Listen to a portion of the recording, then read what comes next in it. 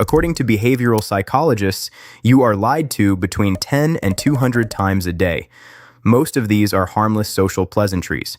But what about the big lies? The betrayal by a partner, the scam from a business associate, the manipulation by a toxic friend?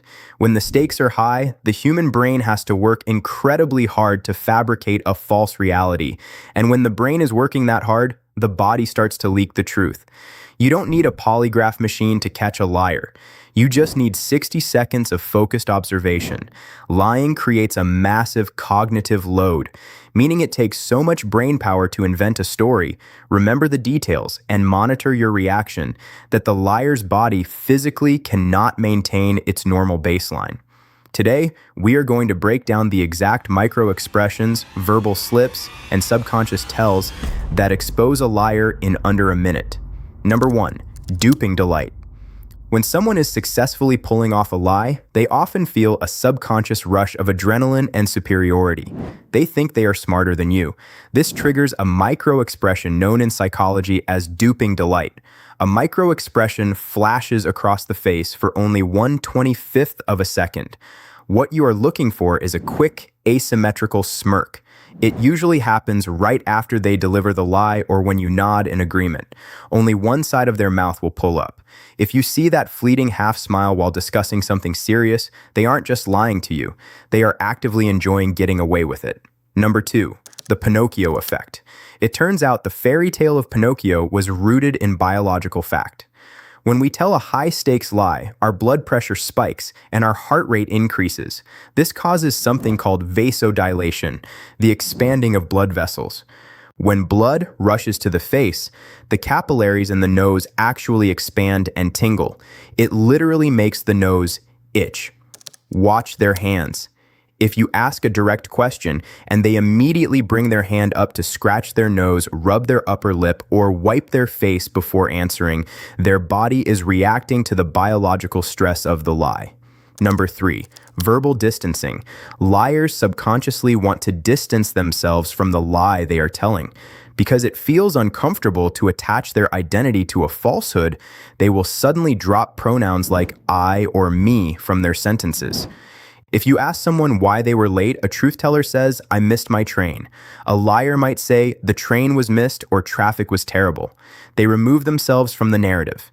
The most famous historical example of this is a politician saying, I did not have sexual relations with that woman. Notice the phrasing. They don't use the person's name. They use distancing language to separate their ego from the guilt. Number 4, the parrot delay. Because lying requires immense cognitive load, the brain desperately needs time to construct the fake story. To buy those crucial extra seconds, a liar will often repeat your question back to you. If you ask, where were you last night at 10 p.m.?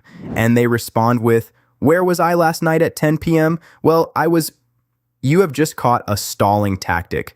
Truth tellers access memory instantly.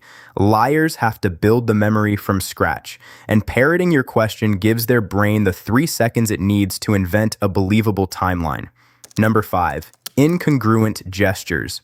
When the conscious mind and the subconscious mind are in conflict, the subconscious mind almost always leaks out through the body. You must watch for a mismatch between what their mouth is saying and what their body is doing. The most common incongruent gesture is someone saying no, while their head gives a subtle nod, yes, or someone saying a definitive yes while slightly shaking their head, no. Another classic tell is a one-sided shoulder shrug while making a confident statement. The words are certain, but the body is showing absolute doubt. Number 6, chronological overkill. When a truthful person tells a story, they tell it emotionally. They jump around. They start with the most dramatic part, then backtrack to explain how it happened. Liars don't do this. Liars script their stories.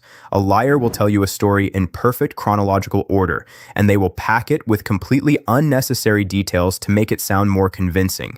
They will tell you what song was on the radio or exactly what they ordered for lunch, even though it has nothing to do with your question. Truth tellers don't over-explain. If someone gives you an unprompted, highly detailed, perfectly sequenced timeline, they rehearsed it. Number 7. The post-interview relief. If you still aren't sure if someone is lying after talking to them, there is one final test. Stop asking questions. Accept their answer, change the subject, and watch their immediate physical reaction.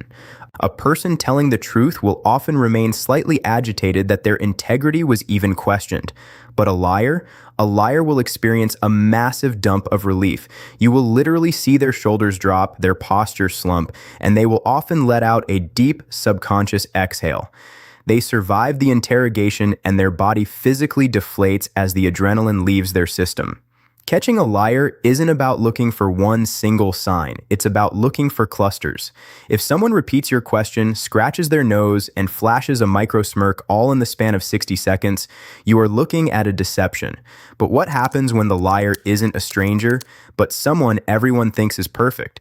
In our next video, we are breaking down the halo effect, the dangerous psychological bias that makes us trust the absolute worst people simply because they look good.